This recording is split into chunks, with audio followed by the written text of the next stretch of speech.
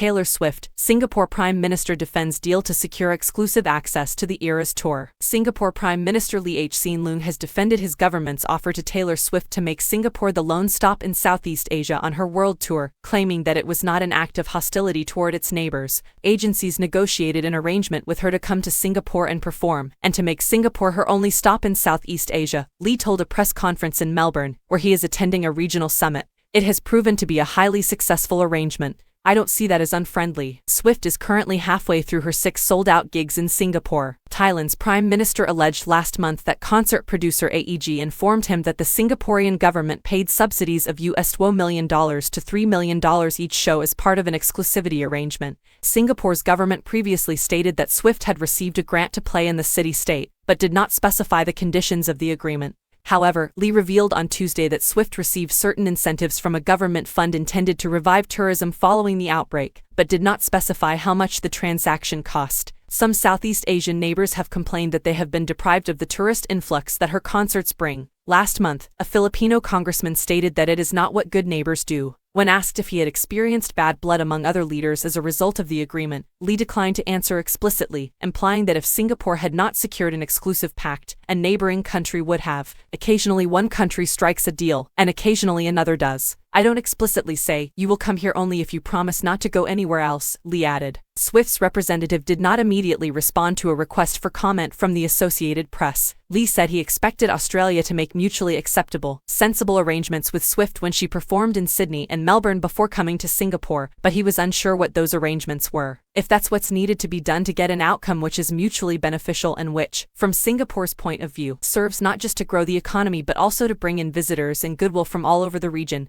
I don't see why not, he said.